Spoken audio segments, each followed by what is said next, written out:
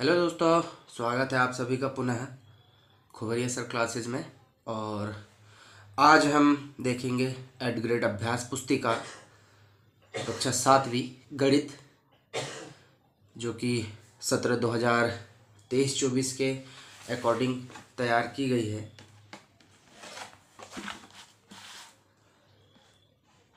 दो 2023 के अकॉर्डिंग ये अभ्यास पुस्तिका तैयार की गई है मध्य प्रदेश राज्य शिक्षा केंद्र के द्वारा।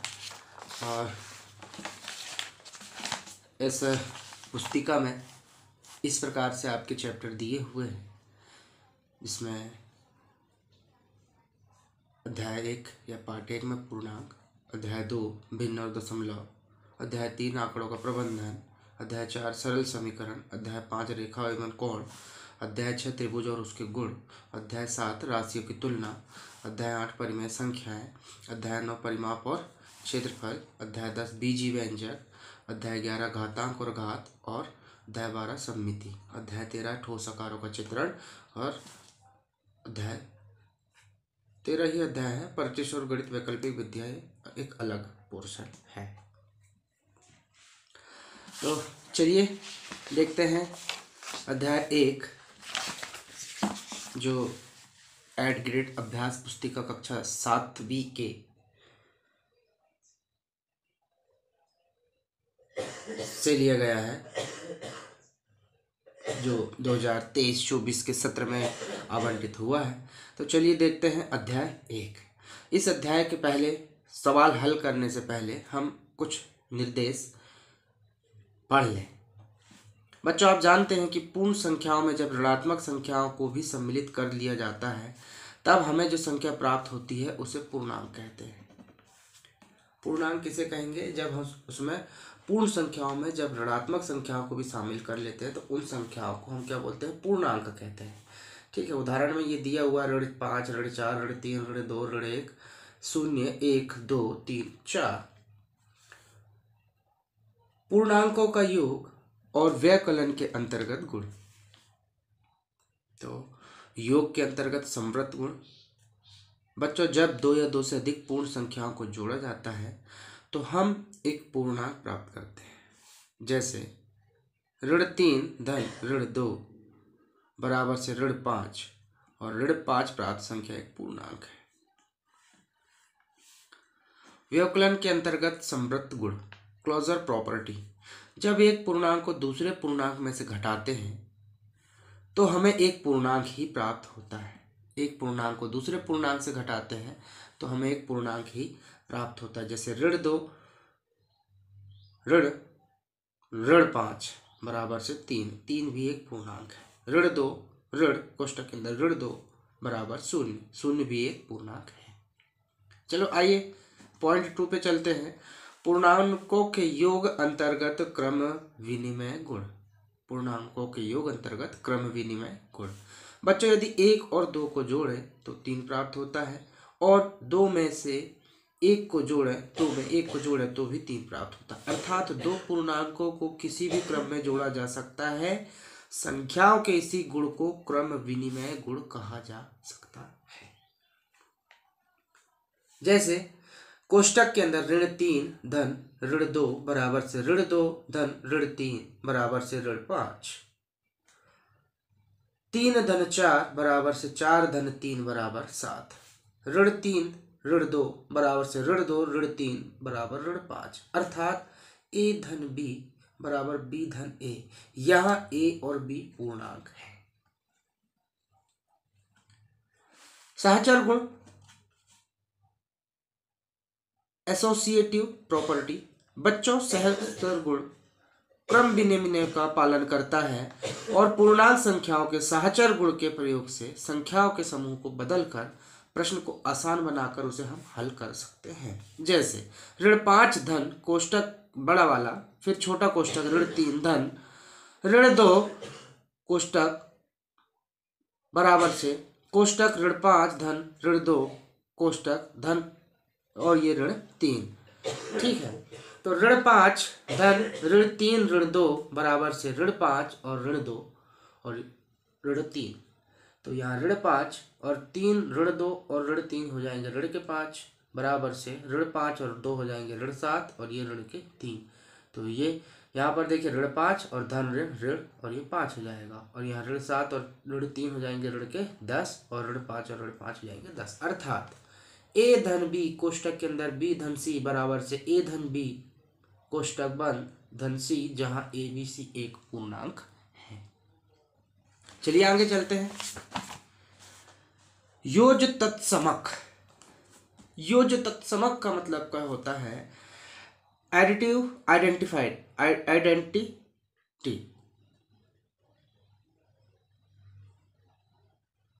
आइडेंटिटी, ठीक है बच्चों। जब हम किसी पूर्णांक में शून्य को जोड़ते हैं तो हमें वही पूर्णांक प्राप्त होता, अतः शून्य पूर्णांकों के लिए एक योग तत्समक है।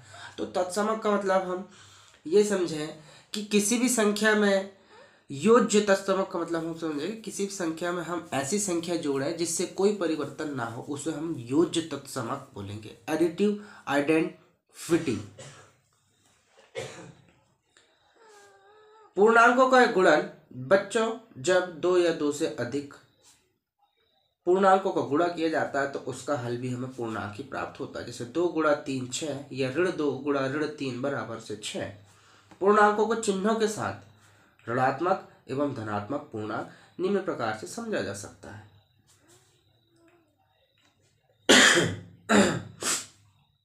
धन गुणा धन बराबर से धन, ऋण गुणा ऋण बराबर से धन, धन गुणा ऋण बराबर से ऋण और ऋण गुणा धन बराबर से ऋण। दोस्तों, समान चिन्हों का गुणा हमेशा धनात्मक होता है और असमान चिन्हों का गुणा हमेशा ऋणात्मक। इसी प्रकार पूर्णांकों का विभाजन भी हम समझ सकते हैं। तो धन भागित धन बराबर से धन, ऋण भाग ऋण बराबर से धन, धन भाग ऋण बराबर से ऋण और ऋण भाग धन बराबर से ऋण। तो इस प्रकार से समान चिन्हों का भाग ही होता है और विषमान चिन्हों का भाग जो होता है, समान चिन्हों का भाग धन होता है और असमान चिन्हों का विषमान चिन्हों का भाग हमेशा ऋण होता है।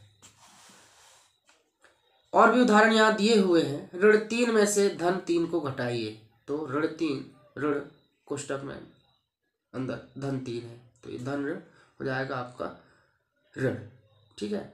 तो ऋण 3 और ऋण 3 ये हो जाएगा ऋण के 6। एक पूर्णांक में अन्य पूर्णांक को घटाने के लिए घटाए जाने वाले पूर्णांक को योज्य प्रतिलोम दूसरे पूर्णांक में क्या कर दिया जाता है? जोड़ दिया जाता है। जैसे ऋण 10 में से ऋण 4 को घटाइए, तो ऋण 10 में से ऋण 4 को घटे तो ऋण हो जाएगा यहाँ पर धन बेटा, तो 10 में से 4 घटाना पड़ेगा, 10 में से 4 जाएंगे तो ऋण 6 बचेगा, चिन्ह बड़ी संख्या के सामने का। और भी उदाहरण इस प्रकार से दिए हैं, जैसे दिया हुआ है ऋण 15 ऋण कोष्टक के अंदर ऋण 18। तो इस क्वेश्चन को हम ऐसा कर सकते हैं, ऋण 15 ऋण और ऋण हो जाता है धन और ये हो गया आपका 18। तो अब देखिए यहाँ बड़ी संख्या धन की है, छोटी संख्या ऋण की। 18 में से 15 जाएंगे तो बचेंगे आपके कितने? 3। ये 3 हमारा आंसर होगा। चलिए चलते हैं आगे। अब यहाँ पे देखिए आप 35 और ऋण के 20 दिया हुआ है, तो हम इसको क्या लिख सकते हैं? 35 और ऋण हो जाता है ये धन और 20। अब इसको जोड़ देंगे, 5 में 0 जोड़ेंगे 5 और 3 में 2 जोड़ेंगे 5, तो 55 हमारा उत्तर होगा। चलिए आगे चलते हैं। अब यहाँ दिया हो ऋण 25 और ऋण 13, तो हम इसको क्या करेंगे?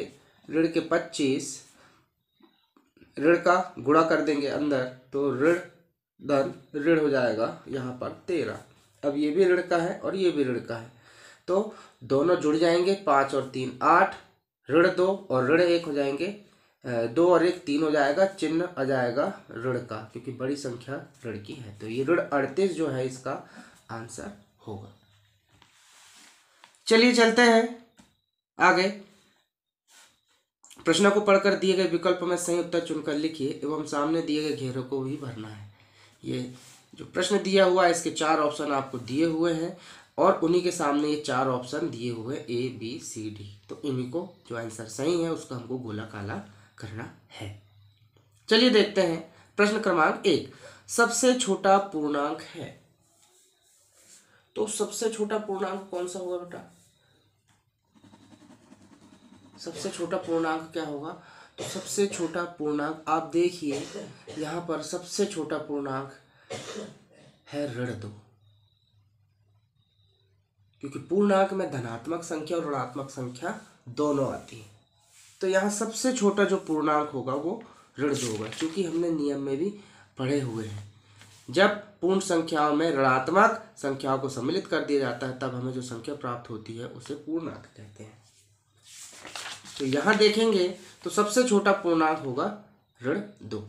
तो ये ऋण 2 यानी डी ऑप्शन हमारा सही होगा। यहाँ हम लिख देंगे ऋण 2। अब ये डी वाले गोले को हमको काला करना पड़ेगा। ये डी वाले गोले को हमने क्या कर दिया? पूरा काला कर दिया। चलिए आगे चलते हैं। प्रश्न क्रमांक 2, पूर्णांकों के लिए योज्य तत्समक है। पूर्णांकों के लिए योज्य तत्समक है। दोस्तों मैंने अभी आपको बताया था योज्य तत्समक के बारे में। आप देखिए जब हम किसी पूर्णांक में शून्य जोड़ते हैं तो हमें वही पूर्णांक प्राप्त होता है, अतः शून्य पूर्णांकों के लिए एक योज्य तत्समक है। तो इस प्रश्न का आंसर क्या होगा बेटा? पूर्णांकों के लिए योज्य तत्समक क्या होगा? शून्य होगा। क्या होगा? शून्य होगा, क्योंकि शून्य को किसी संख्या में हम जोड़ेंगे तो उसमें किसी प्रकार का कोई अंतर नहीं आएगा। तो हमारा सी आंसर सही होगा। और हमको सी वाले गोले को काला भी करना है, तो ये सी वाला गोला हम काला कर रहे हैं। ठीक है, चलिए आगे चलते हैं। प्रश्न क्रमांक 3, ए भाग ऋण 1 का मान है। ए भाग ऋण 1 का मान है। तो आप इसको जब हल करेंगे तो यहाँ ए बटे ऋण के 1 करेंगे।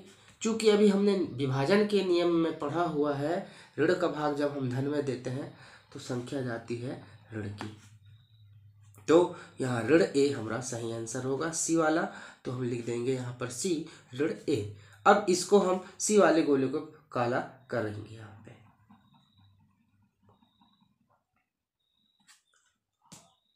चलिए आगे चलते हैं। पूर्णांकों के लिए गुणात्मक तत्समक। अब देखिए गुणात्मक तत्समक, तो पूर्णांकों के लिए गुणात्मक तत्समक का मतलब ये होता है कि संख्याओं में या पूर्णांकों में एक ऐसी संख्या का गुणा करना जिस पर गुणा करने के बाद वो संख्या में कोई परिवर्तन ना हो, तत्समक हो, जैसी है वैसी ही वह संख्या आए।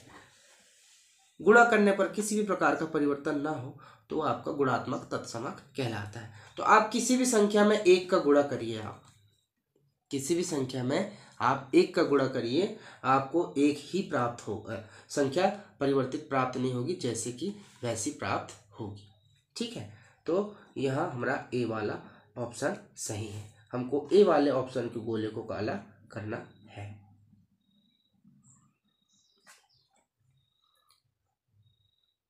चलिए प्रश्न क्रमांक 5, यदि सोमवार का श्रीनगर का तापमान -3°C था और मंगलवार को तापमान -3° और कम हो गया, तो मंगलवार को श्रीनगर का तापमान क्या होगा? तो अब आप देखिए प्रश्न आपके पास में है, क्या है? पहले ये पढ़िए। सोमवार को श्रीनगर का तापमान -3 था और मंगलवार को 3° और कम हो गया। तो आप देखिए सोमवार को कितना था? सोमवार को था तापमान आपका -3° और मंगलवार को और 3° कम हो गया, तो मंगलवार को भी -3° और कम हो गया। तो दोनों को आप जोड़ देंगे, -3 और इन दोनों को आप जोड़ेंगे, -3 और -3, तो यह जाएगा आपका -6। तो मंगलवार को तापमान 3° और कम हो जाएगा, तो मंगलवार को श्रीनगर का तापमान हो जाएगा -6°। क्योंकि प्रत्येक दिन वो सोमवार को -3° था तो मंगलवार को और -3° हो गया, कम हो गया, यानी 3 और 3 6°। तो हमारा जो मंगलवार का तापमान हो जाएगा श्रीनगर का, वो जाएगा -6°, यानी डी वाला ऑप्शन यहाँ पर सही है। तो -6°C।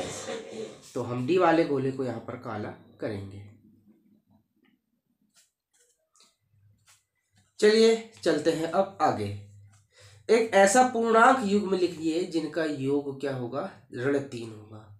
तो हमको ऐसी युग्म लिखना है जिनका योग ऋण 3 आए। तो हम ले लेते हैं ऋण 5 धन 2। ऋण 5 में हम 2 जोड़ेंगे तो आप देखेंगे कि बड़ी संख्या ऋण की है, छोटी संख्या धन की, तो 5 में से 2 जाएंगे तो बचेगा 3। लेकिन चूंकि बड़ी संख्या ऋण की, इसलिए हम यहाँ इसमें ऋण 3 लगा देंगे। ये हमारा होगा आंसर। चलिए आगे चलते हैं। प्रश्न क्रमांक 7, एक ऋणात्मक पूर्णांक और एक धनात्मक पूर्णांक लिखिए जिनका अंतर ऋण 8 है। तो अंतर जो है ऋण 8 होना चाहिए। तो ऐसी संख्या बताइए आप। एक ऋणात्मक पूर्णांक लेना है और एक धनात्मक पूर्णांक लेना है, एक ऋणात्मक और एक धनात्मक लेना है। तो ले लीजिए, एक ऋणात्मक पूर्णांक ले लीजिए ऋण 10, और एक धनात्मक पूर्णांक ले लेते हैं हम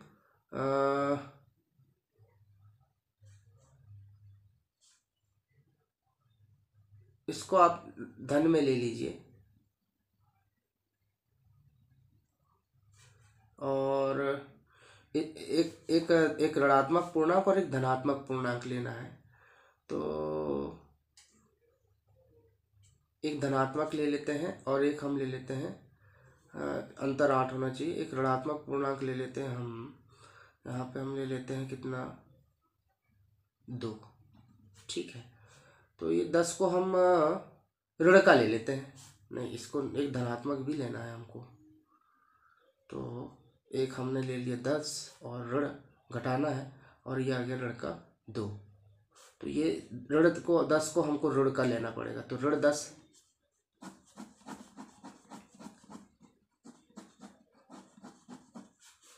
हमने ले लिया ऋण 10, और यहाँ ले लेंगे हम ऋण के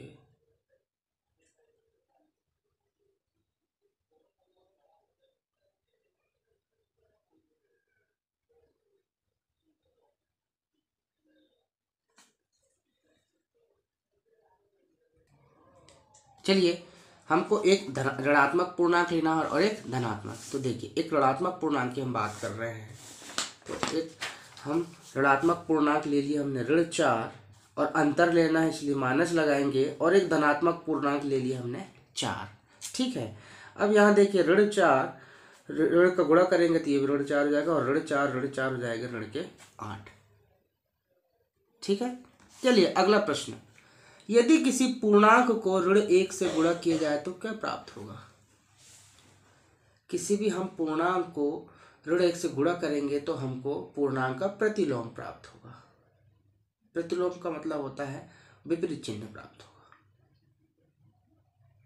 किसी भी पूर्णांक को अगर ऋण से गुणा किया जाए तो क्या प्राप्त होगा, तो प्रतिलोम पूर्णांक प्राप्त होगा। क्या प्राप्त होगा, प्रतिलोम पूर्णांक प्राप्त होगा। अर्थात अगर कोई पूर्णांक ऋणात्मक है तो हम ऋण 1 का गुणा करेंगे तो वो धनात्मक प्राप्त होगा। अगर कोई पूर्णांक धनात्मक है और ऋण 1 का गुणा करेंगे तो वो ऋणात्मक प्राप्त होगा। अर्थात पूर्णांक प्रतिलोम पूर्णांक प्राप्त होगा, यानी विपरीत चिन्ह प्राप्त होंगे हमको। अगर हम ऋण 1 से किसी पूर्णांक को गुणा कर रहे हैं तो हमको विपरीत चिन्ह वाले पूर्णांक प्राप्त होंगे, तो इसलिए हम प्रतिलोम पूर्णांक प्राप्त होगा। अगला प्रश्न देखते हैं, प्रश्न क्रमांक 9, ऋण 42 गुणा 12। तो सीधा हमको क्या है, गुणा करना है। तो पहले चिन्हों का गुणा होता है, किसी भी संख्या को गुणा करने से पहले उनको चिन्हों का गुणा होता है। और ये ऋण का 42 है और ये धन का 12, ऋण धन ऋण। 12 का गुणा करेंगे हम, 12 दूनी 24, हासिल का 2, 12 चौ 48, और 2 हो गए 50। तो ऋण 504 हमारा आंसर होगा। चलिए चलते हैं प्रश्न क्रमांक 10 की ओर। ऋण 25 भाग ऋण 25। तो हम इसको ऋण 125 भाग ऋण 25 करेंगे। तो ये ऋण से ऋण कट जाएगा, 25 से कम 25, 25 पंचे 125, तो 5 हमारा आंसर होगा। चलिए चलते हैं प्रश्न क्रमांक आगे की ओर। अगला प्रश्न है प्रश्न क्रमांक 11, दोपहर 12 बजे का तापमान 0 से 10 डिग्री ऊपर था। 0 से 10 डिग्री ऊपर था। आधी रात तक यह तापमान 2 अंश सेंटीग्रेड प्रति घंटे की दर से कम होता है। तो किस समय तापमान 0 से 8 डिग्री सेंटीग्रेड नीचे होगा? आधी रात को तापमान क्या होगा? तो 3 प्रश्न हैं। आधी रात तक 2 डिग्री प्रति घंटे की दर से कम होता है, तो किस समय तापमान 0 से 8 डिग्री होगा, पहला क्वेश्चन। और आधी रात को तापमान क्या होगा? तो इस प्रश्न को हल करने के लिए हम क्या करेंगे? इस प्रश्न को हल करने के लिए हम दोपहर 12 बजे से हम चलेंगे। कहाँ तक चलेंगे? दोपहर 12 बजे से रात के 12 बजे तक। यदि यह आधी रात तक 2 डिग्री प्रति घंटे से कम होता है। अब आप देखिए, दोपहर 12 बजे से चलेंगे, दोपहर 12 बजे से आप चलेंगे कहाँ तक? रात्रि 12 बजे। तो रात्रि 12 बजे, दोपहर के 12 बजे से रात्रि 12 बजे तक 12 घंटे होंगे। ठीक है। अब 12 घंटे में 2 घंटे प्रति घंटे की दर से कम हो रहा है, तो रात्रि 12 बजे तक 2 घंटे प्रति घंटे की दर से कम हो रहा है, तो कितने डिग्री कम हो जाएगा? 12 दूनी 12 गुणा 2, तो बराबर 24 डिग्री सेंटीग्रेड तापमान आपका क्या हो जाएगा? कम हो जाएगा, यानी माइनस में चले जाएगा। क्योंकि 12 बजे तापमान 10 डिग्री ऊपर था, 10 डिग्री ऊपर था, तो 10 डिग्री में से आप 24 डिग्री को क्या करेंगे? माइनस कर देंगे। क्योंकि दोपहर 12 बजे तापमान कितना था? 10 डिग्री, 0 से 10 डिग्री यानी 10 डिग्री था। अब ये तापमान 2 घंटे प्रति घंटे की दर से कम हो रहा है, तो किस समय तापमान 0 से आधी रात तक यह है? आधी रात यानी आधी रात हम किसको बोलेंगे? रात के 12 बजे। तो यह तापमान आधी रात तक क्या होता है? 2 घंटे प्रति, यानी रात के 12 बजे तक ये कितने घंटे कम हो जाएगा? 24 घंटे। चूंकि अभी 10 था तो 24 हम इसको घटा देंगे, तो आधी रात्रि का तापमान, आधी रात्रि का जो तापमान हो जाएगा वो हो जाएगा आपका कितना? घटा देंगे इसको, तो ये ऋण के हो जाएगा 14 डिग्री। आधी रात्रि का तापमान कितना हो गया? 14 डिग्री। किस समय तापमान 0 डिग्री से 8 डिग्री नीचे होगा? किस समय तापमान 0 डिग्री से 8 डिग्री होगा? तो आधी रात्रि के 12 बजे का तापमान कितना है आपका? ऋण के 14 डिग्री। तो आप इसमें से 0 से 8 डिग्री नीचे होगा, तो -8 डिग्री कितने समय होगा? तो आप इससे कितने घटा दीजिए? आप घटा दीजिए इससे 4। ठीक है, तो 4 घटाएंगे इससे, तो 4 घटा दीजिए आप, तो 4 हम माइनस करेंगे इससे, तो ये कितने डिग्री आ जाएगा? हमारा आ जाएगा 8 डिग्री। अब ये कितने समय होगा? क्योंकि 1 घंटे में 2 डिग्री कम हो रहा, तो हम 2 घंटे इसमें से कम कर देंगे, यानी ये रात्रि यानी 12 बजे का तापमान था, ये रात्रि 12 बजे का तापमान कितना था? -14 डिग्री। तो 11 बजे का हो जाएगा माइनस, इसमें से 6 घटाना पड़ेगा हमको। ठीक है, तो 3 घंटे कम करने पड़ेंगे, तो 12 में से 11 बजे हो जाएगा आपका 12 डिग्री, फिर 10 बजे हो जाएगा आपका 12 बजे 14 डिग्री था, 11 बजे हो जाएगा 12 डिग्री, और 10 बजे हो जाएगा आपका 10 डिग्री, और 9 बजे आपका हो जाएगा रात्रि 9 बजे हो जाएगा आपका कितने डिग्री? ऋण के 8 डिग्री। तो रात्रि 9 बजे आपका तापमान कितना होगा? 8 डिग्री, 0 से 8 डिग्री माइनस में होगा। ठीक है, तो आप देखिए दोपहर 12 बजे 10 डिग्री सेल्सियस था। अब बोल रहा है कि आधी रात तक यह 2 घंटे प्रति घंटे की दर से कम हो रहा है, तो 12 बजे, दोपहर 12 से रात के 12 बजे तक 24 डिग्री। ठीक है, अब 24 डिग्री जो है तापमान कम हो जाएगा, चूंकि 12 बजे तापमान 10 डिग्री था, और ये इसको हम क्या कर देंगे? घटा देंगे, क्योंकि प्लस 10 डिग्री पहले से ही 12 बजे था, तो इससे हम 24 डिग्री रात्रि 12 बजे तक प्रत्येक घंटे कम हुआ, तो 10 डिग्री से घटा देंगे, 14 डिग्री आया। अब ये 14 डिग्री से जो तापमान है हमारा वो कितना हो गया? रात्रि के 9, ये 12 बजे रात्रि का तापमान है, हमको -8 डिग्री लाना है, तो 8 डिग्री होगा रात्रि 9 बजे। 12 में से 3 घंटे घटा देंगे, तो हमने 2 3 6 डिग्री घटा देंगे, तो ऋण के 8 डिग्री आएगा। अब अगला प्रश्न, आधी रात को तापमान क्या होगा? तो आधी रात्रि का तापमान क्या हो जाएगा आपका? 14 डिग्री। आधी रात्रि का तापमान क्या हो जाएगा आपका? 14 डिग्री हो जाएगा। तो इस प्रकार से ये 2 क्वेश्चन इसमें पूछा है। एक तो तापमान 0 से 8 डिग्री नीचे होगा तो 9 बजे होगा रात्रि, और बोला है कि आधी रात का तापमान, तो आधी रात्रि का तापमान 14 डिग्री सेल्सियस माइनस में होगा। चलिए चलते हैं प्रश्न अगले। मान ज्ञात कीजिए। प्रश्न 12, 11 भाग कोष्टक के अंदर ऋण 2 धन के 1। तो हम कहते हैं इसको 11 भाग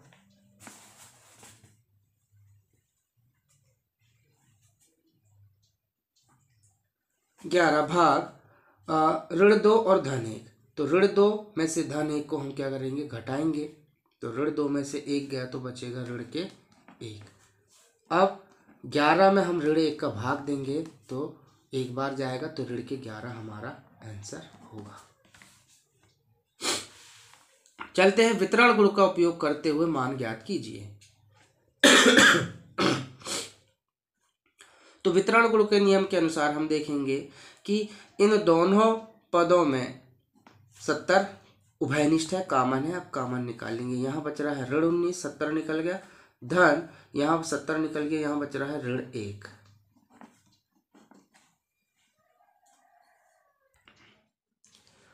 सत्तर कॉमन निकाल लिया तो हमारा -19 बचा। अब यहाँ से 70 कॉमन निकालिए, ऋण 1 बचा। अब ये 70, अब यहाँ पर आप देखिए ऋण के 19 धन ऋण 1 70। अब यहाँ देखिए ऋण 19 और ऋण 1 हो जाएंगे ऋण के 20। अब गुणा करेंगे धन ऋण 7 दूनी 14 और ये 2 शून्य और आप ऐड कर दिए, यानी 20 शून्य 0 और 20 सत्ते 140 और धन ऋण हमारा 1400 माइनस 1400 हमारा उत्तर होगा। चलिए आगे चलते हैं। अगला प्रश्न 14, ऋण 5 गुणा 4 से शुरू करते हुए ऋण 5 गुणा 6 ज्ञात कीजिए। तो आपको इसको शुरू करना है, थोड़ा सा ये लंबा होगा तो आप इसको कर सकते हैं। तो करिए ऋण 5 गुणा 4, तो ये हो जाएगा धन ऋण 4 पंचा 20। चलिए प्रश्न क्रमांक 14, जिसमें ऋण 5 गुणा 4 से शुरू करते हुए ऋण 5 गुणा ऋण 6 हमको ज्ञात करना है।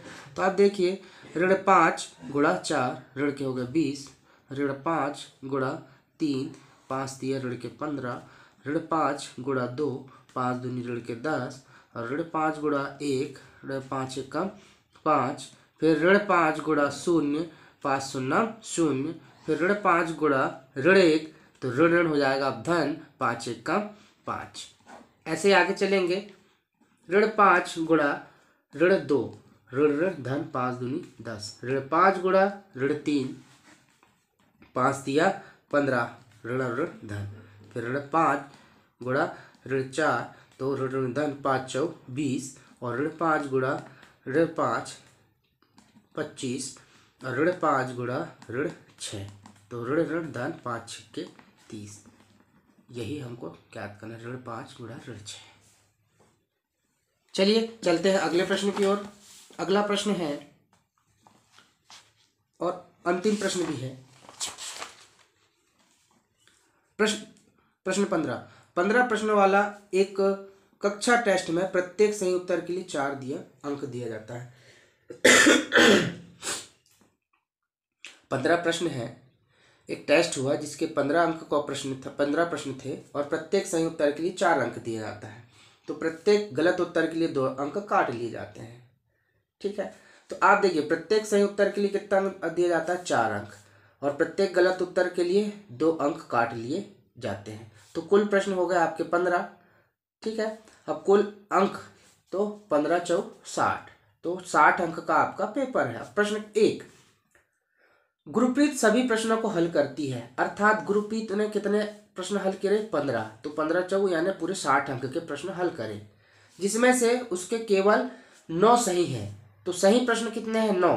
तो कुल अंक कितने हो जाएंगे, एक के लिए 4 अंक आपको मिल रहे हैं, तो 9 चौ 36, तो 36 अंक उसके हो जाएंगे। और गलत उसने कुल 9 सही किए 15 में से, तो 6 गलत किए, तो गलत प्रश्न 6।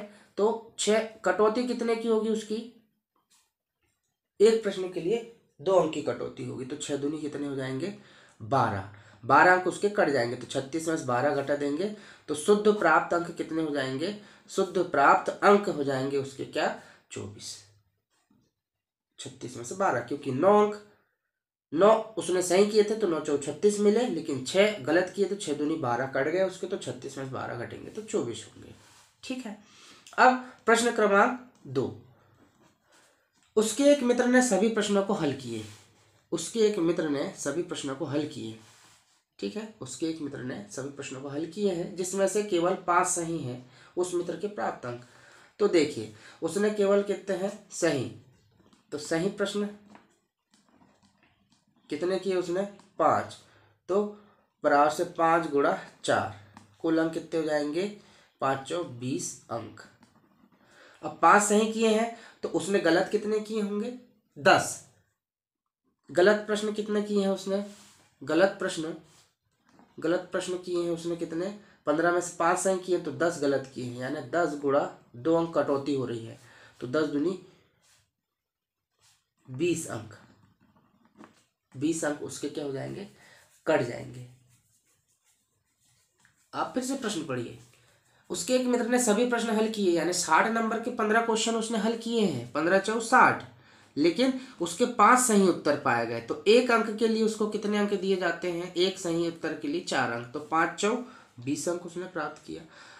उस मित्र के प्राप्त अंक कितने, अब देखिए उसने 5 सही किया है 15 में से, तो 10 गलत किया, हर गलत के लिए, प्रत्येक गलत के लिए आपको 2 अंक माइनस काट दिए जाएंगे, तो 10 दूनी 20, तो उसने 15 में से 5 सही करे हैं और 10 गलत करे हैं, तो उसने 5 चौ 20 अंक प्राप्त किए थे, लेकिन गलत करने के कारण उसने 20 अंक खो दिए, तो उसको कितने अंक मिलेंगे, 0 अंक प्राप्त होंगे।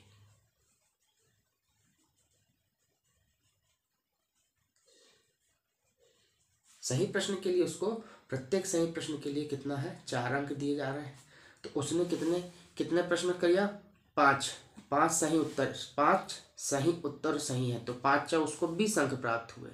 ठीक है, और लेकिन गलत कितने हैं उसके, 10 गलत हो गए, 10 गलत हो गए तो 20 अंक उसके कट गए, तो 20 और 20 में से 20 को हम क्या करेंगे, घटा देंगे, तो आ गया उसको 0 अंक प्राप्त हुए। तो चलिए इस प्रकार से हमारा ये जो पहला चैप्टर था अध्याय पूर्णांक कक्षा 7वीं का, वो आज समाप्त होता है।